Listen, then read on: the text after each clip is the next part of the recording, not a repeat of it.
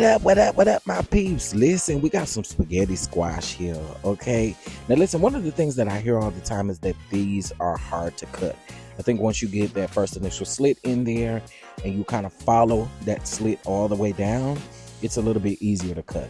It doesn't take me long to cut it at all. Now, if you can see, I cut it just a little bit uneven, but nonetheless, we were able to cut that, and it was really easy to cut.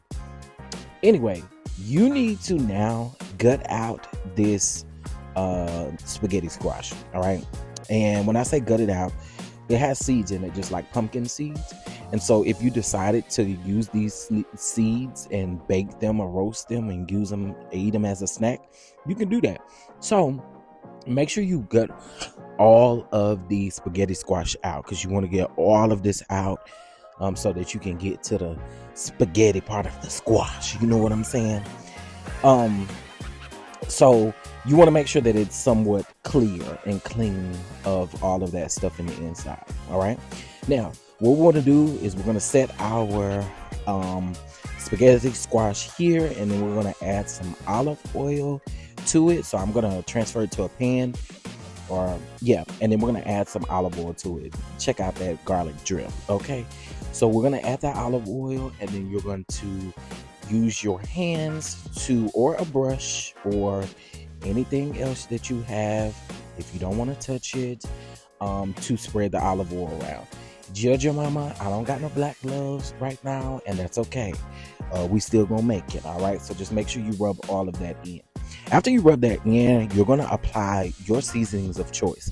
However, I think this Kinder's Buttery Steakhouse seasoning is amazing on it.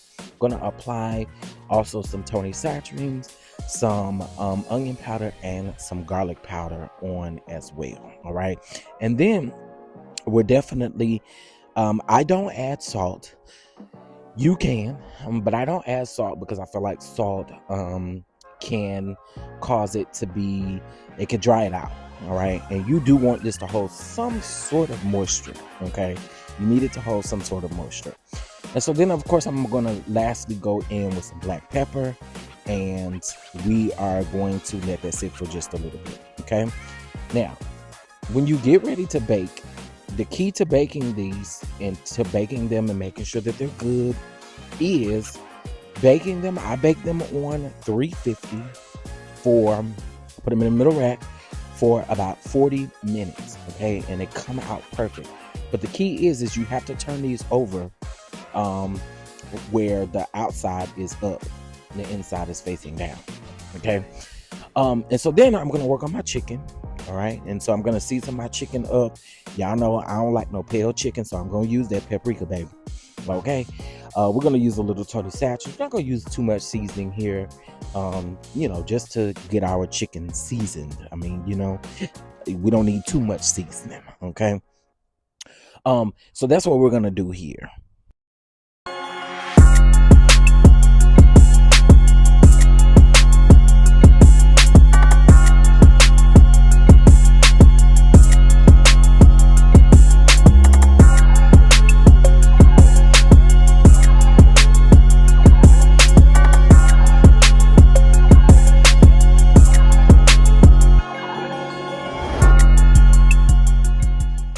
All right, so now we're going to add that Don Drip olive oil to the pan, okay, because we can and because we need to, all right?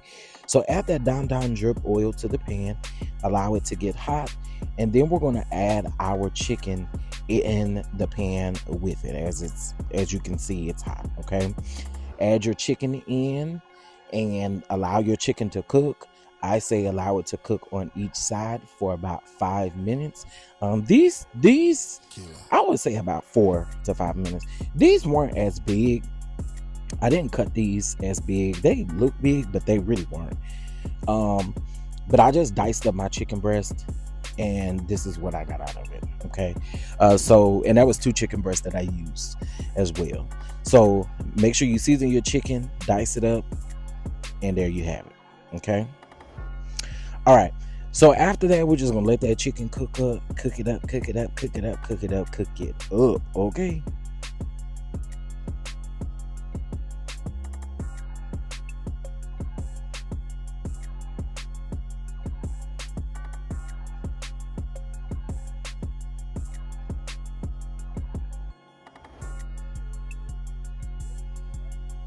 So now that we got the chicken cooked up, we are now about to remove it from the pan. Okay, so you can remove it from the pan, really easy to remove from the pan. All right, and once you do that, all right, we're gonna use them same drippings at the bottom of the pan. Now, your pan shouldn't be moving like this. I should have my hand on the other side, but I'm occupied. Okay. So we're gonna add some butter to the pan. That ain't even half a stick of butter. But we're gonna add just a little bit. You can add as much as you want, but we're gonna add just a little bit of butter to kind of help deglaze the pan and all of that good stuff. And so we'll let that butter melt, and then we'll start going in with a little bit of chicken broth. I didn't have any chicken broth, so what I decided to use was some chicken bouillon with a little bit of water. That's exactly what it is, and that's what I added here. I did go ahead and add my garlic in. All right, garlic is optional. I love garlic. I don't cook anything without garlic, honestly. Okay, so here we have our garlic, and you're gonna let that cook just a little bit. You don't want to burn it, because if you burn garlic, it will turn bitter. The taste will be extremely bitter. So leave it as is. So now what I'm going to do is I'm going to add my chicken broth here and allow that to help deglaze the bottom of that pan. And so what I'm going to do as this is cooking, I am going to, kind of get the drippings out the bottom of the pan. All right.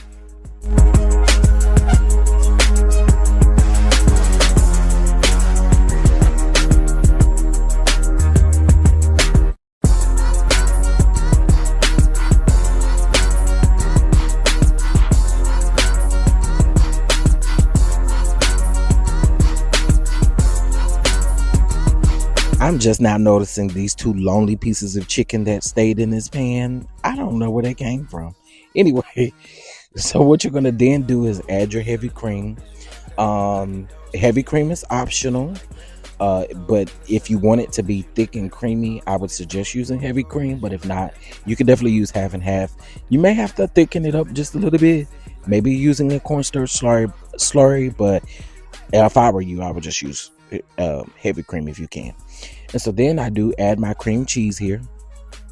This was about a half a block of cream cheese that I had left over, and so I'm just going to allow that to cook. And then we're also going to add some Parmesan cheese here in just a moment, once we let this cream cheese start to cook down a little bit.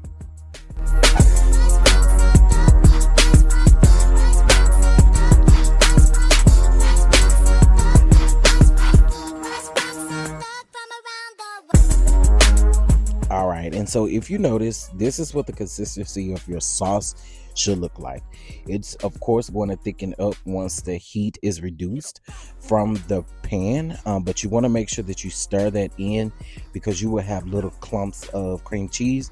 You want all of that to melt. And then also too, as you put your Parmesan cheese in there, I say put a handful in at a time and then stir, so that it doesn't stick to the bottom of your pan. Okay, so put a handful and then stir, handful and then stir.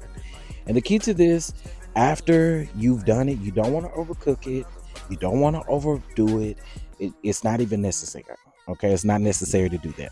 So now what we're going to do is we're going to go ahead and add our seasonings in to this. I will go ahead and tell y'all, I did taste this a little bit, and you don't need too many seasonings at all. Okay, yes, I am using a little bit of salt, just a little bit, not much at all. And y'all know I try not to use a lot of salt. Here I'm going to use some garlic powder.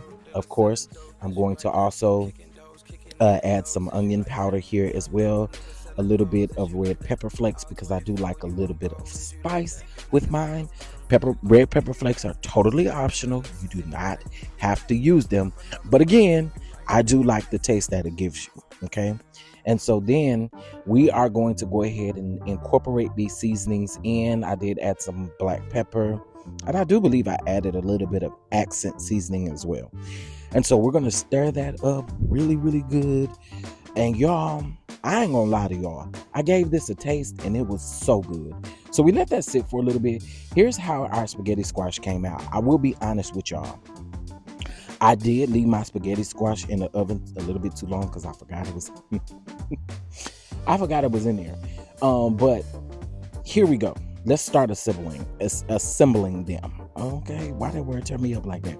So you should just be able to take your fork and rake and I should have shown you guys this technique, but here's the best technique for the spaghetti squash. If you take your fork and go from one side to the other side gently, it will give you longer, more like spaghetti type of a feeling. Okay, but as you can see, I did apply the chicken, I applied the sauce, and I'm stirring it in, and then now I'm going to add some more sauce because I felt like it was just a little bit too dry. For me, I like mine to be very saucy. Okay, and so as you can see, I'm just raking that sauce in, and I'm going to do it to the other one as well. And what we're going to do, let's get that piece of chicken. And then what we're going to do is we're going to add some more sauce, and we're going to add some more cheese, mozzarella cheese and Parmesan cheese. If you want to use an Italian cheese, if you just want to use mozzarella, if you just want to use Parmesan, it's totally up to you. But I do like cheese, and that's probably some of my problem. Okay, I like cheese and I like bread. It's a problem, bro. But anyway, so you're going to add your cheese here. You can add your little bit more sauce, and then that's when we're going to add the Parmesan cheese. So this was mozzarella cheese that I used first, and then we're going to use Parmesan cheese. Kind of ignore the piece of foil. Y'all, I ain't wasting another piece of foil to put this back, pop this back in the oven for just a few minutes for that cheese to melt on top. You know what I'm saying? I ain't wasting no furrow. Okay, people probably say you could have cleaned that furrow up. Ain't. All right. Anyway, so there we have that, and then I'm going to sprinkle some parsley, some dried parsley on top, just so that when it comes out of the oven, it looks really good, and it has all of this. Now, again, I think that I cooked the spaghetti squash on this one a bit too long. However, here's what I will say. I think it still came out great. Okay, so y'all make this down to the house. Let me know what y'all think. And by the way, when you pop it in the oven for the cheese to melt, that's literally all you're doing. Okay, so there we have it. Spaghetti squash, chicken Alfredo, very easy meal. Nothing that you have to do a whole lot with. All right, with that being said, I'll catch y'all in the next video, and I hope y'all enjoy it. Make it for your family and let me know.